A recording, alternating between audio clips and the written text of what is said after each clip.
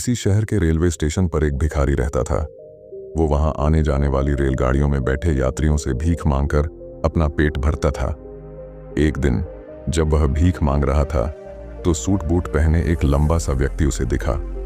उसने सोचा कि यह व्यक्ति बहुत अमीर लगता है, इससे भीख मांगने पर यह मुझे जरूर अच्छे पैसे देगा। वह उस लंबे व्यक्ति से भीख मांगने लगा। भिखारी को देखकर उस लंबे व्यक्ति ने कहा, तुम हमेशा मांगते ही रहते हो, क्या कभी किसी को कुछ देते भी हो? भिखारी बोला, साहब मैं तो भिखारी हूं, हमेशा लोगों से मांगता ही रहता हूं, मेरी इतनी औकात कहां कि किसी को कुछ दे सकूं। लंबा व्यक्ति बोला, जब किसी को कुछ दे नहीं सकते तो तुम्हें मांगने का भी कोई हक नहीं है। मैं एक व्यापारी हूं और लेन देन में ही विश्वास करता हूं।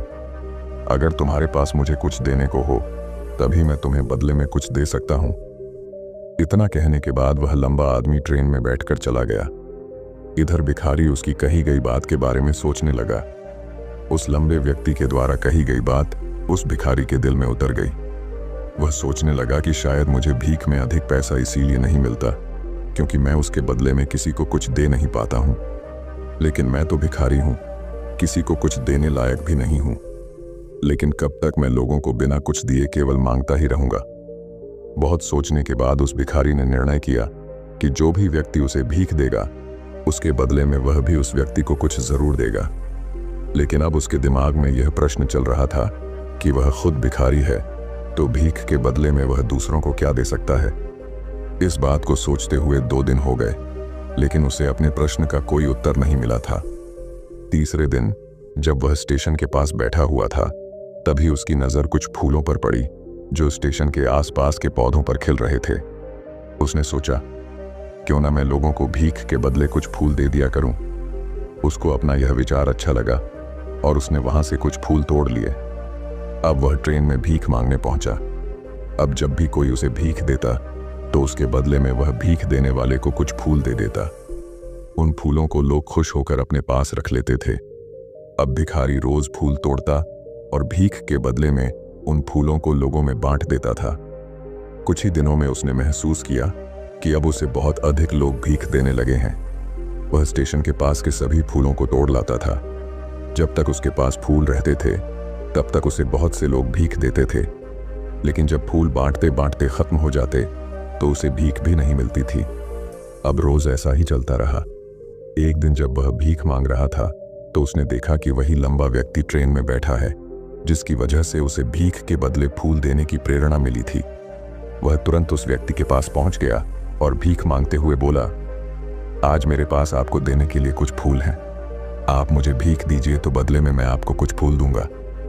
उस लंबे व्यक्ति ने उसे भीख के रूप में कुछ पैसे दे दिए और भिखारी ने कुछ फूल उसे दे दिए। उस लंबे व्यक्ति को यह बात बहुत पसंद आई।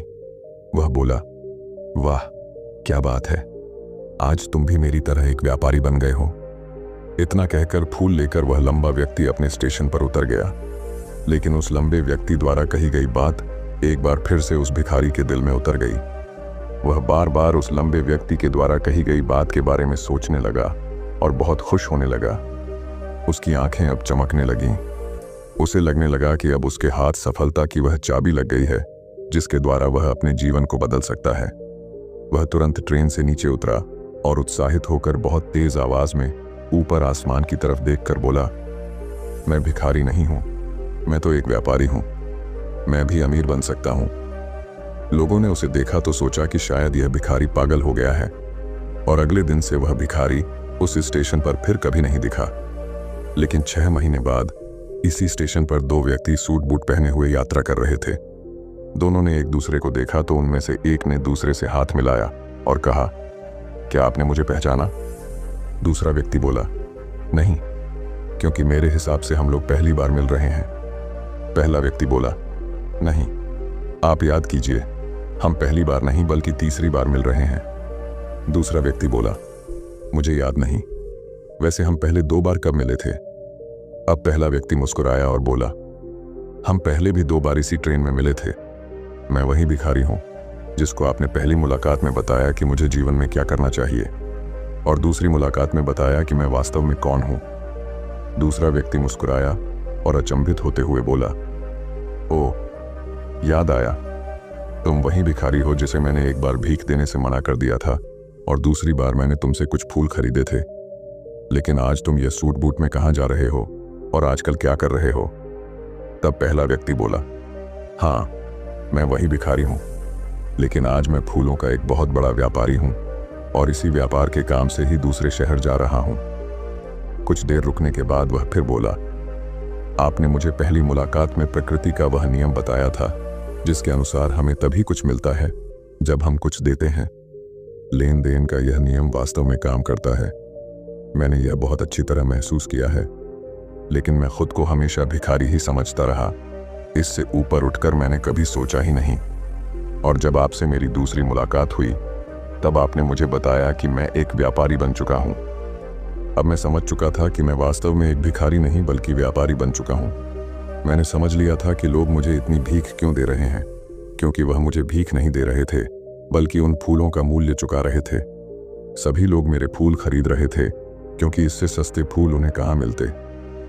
मैं लोगों की नज़रों में एक छोटा व्यापारी था, लेकिन मैं अपनी नज़रों में एक भिखारी ही था। आपके बताने पर मुझे समझ आ गया कि मैं एक छोटा व्यापारी हूँ। मैंने ट्रेन में फूल बांटने से जो पैसे इकट्ठे किए थे उनसे बहुत से फूल खरीदे और फूलों का व्यापारी बन गया।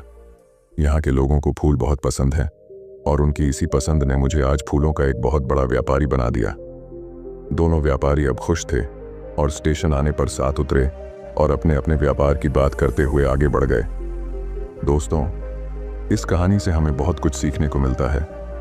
कहानी में लंबा व्यापारी गिव एंड टेक के नियम को बहुत अच्छी तरह जानता था। दुनिया के सभी बड़े व्यापारी इसी जीवन के नियम का उपयोग करके सफल हुए हैं।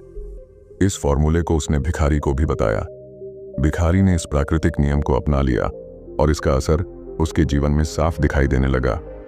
उसने अपनी सोच बदली और उसकी जिंदगी बदल गई। यह कहानी हमें बताती है कि हम यदि अपनी सोच बदल लें तो कुछ भी हासिल किया जा सकता है। यदि हम खुद को छोटा समझते रहेंगे तो हम हमेशा छोटे ही बने रहेंगे। बड़ा बनने के लिए हमें अपनी सोच को बदलना होगा और खुद के बारे में बड़ा सोचना होगा। कहानी का सार यह है कि सफलता आपकी सोच में छुपी होती है। खुद का आत्मसम्मान जगाइए, अपनी सोच को बड़ा बनाइए और देखिए कैसे आप सफलता के शिखर पर पहुंच जाते हैं।